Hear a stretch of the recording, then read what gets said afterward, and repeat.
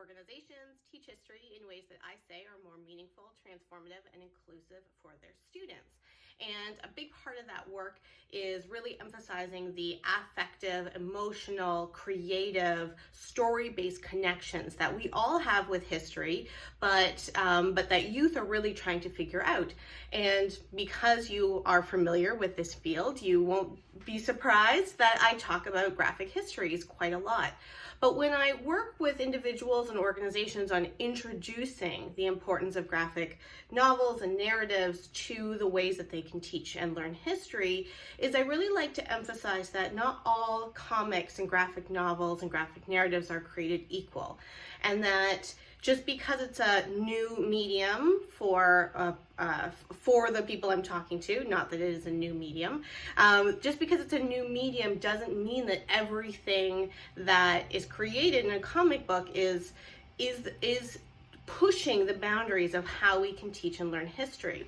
So I'm going to show you a couple of slides that I use when I'm talking to teachers to show kind of those distinctions in a way that may be helpful if you are working with teachers and librarians about how to frame this connection and a conversation. Because a lot of the work that, like the work that Brianna just talked about and the work that was talked about in the last session, helps push these narratives, but often people will gravitate towards the books that the books that show narratives that they're familiar with, which then kind of reproduces and in some ways kind of embeds a traditional form of narrative. So let me just flip over to my PowerPoint. So I talk about how graphic narratives can tell newer, deeper, more emotional, more narrative stories. I talk about The War of the Trenches, which is such a fantastic book. We can see things like psychological and isolation and brutal conditions through graphic novels. There's a lot of really great graphic works on residential schools for Indigenous people from the government of Canada, as well as different churches. And so I talk about these examples as well. We can see things like pain, but we can also see things like resistance. And then there's also graphic novels like this, where we can really see things like landscape and material culture.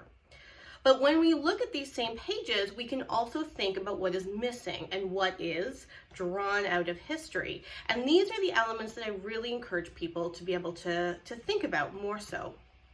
So I'll be honest, if you know this book, you know that this isn't a great example because of how varied this particular book is. But if you're only going to use a segment of this book, are we suggesting that it is only older men that are fighting this war? When we look at this book, and I've actually written a blog post about graphics related to residential schools, are we only focusing on the church and we are not focusing on things like government culpability? And like this is the worst one. Are Indigenous people only helpmates? Like you can see that there is a woman in the background who is representing Indigenous people, but are they only helpmates?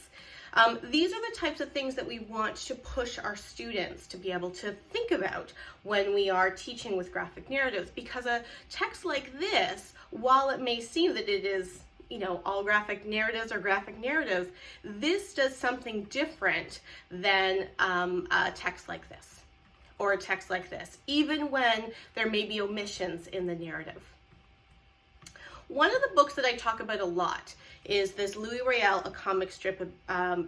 I always write bibliography. It's biography, not bibliography. And I also just noticed this is the Italian cover. So anyway, I don't really like this book. So maybe that's why I talk about this book a lot, because this book is often talked about in Canadian circles as like this groundbreaking work, and it is used in a lot of different classrooms. This book, I find, is terrible. This book is so incredibly sexist. And I was introduced to this book as a way to decolonize history. But what I saw was the exclusion of women in such a way that it was really perpetrating ideas of colonialism and patriarchy and capitalism in ways that we may have been able to overlook or ignore or read into differently if we weren't looking at the images. So in the research that I've done, And this is the citation, but of course, Julian, or it's available out there. When I looked at this book, there are 1,420 hand-drawn frames, and only 3% of them include women. 3%, and half of these are in large group scenes.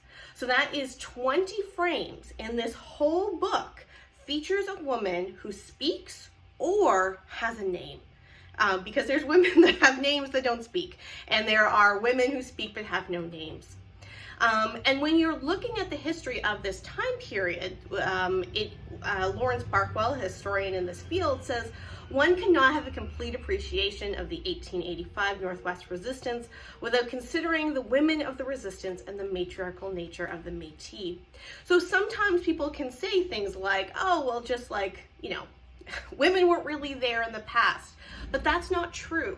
When I looked at this book and those 20 frames or those 40 frames, I found that women were shown in these three ways, either as passive helpmates, holding back action, or absent, which is very, very similar to how traditional histories have patriarchally excluded women.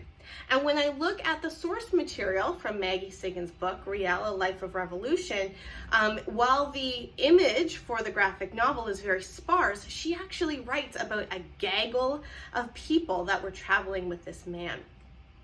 I also have a YouTube video about this, and it was really great this week because someone wrote in a comment that was like, oh, I'm reading this for a class, and I just thought people were misogynistic. Well, they were, but this book in particular is misogynistic. In the last 15 seconds that I have, because I know Julian is very strict on time, I want to just bring up these two examples as well.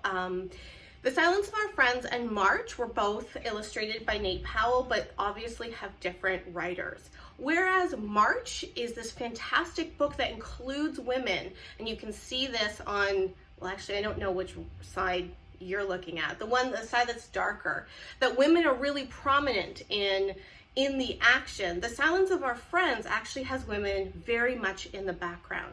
And so even though it's the same time period, same illustrations, you can see these ways that women are drawn out of history, and that we have to be able to encourage people to tell new stories through these narratives, rather than be okay with just using some sort of new narrative but think it's doing something in a different way. So that's my presentation. Julian, I know, look, I got the time. Don't worry, I'm good. This is my contact information, and if there are questions, I'm happy to take them when we are done.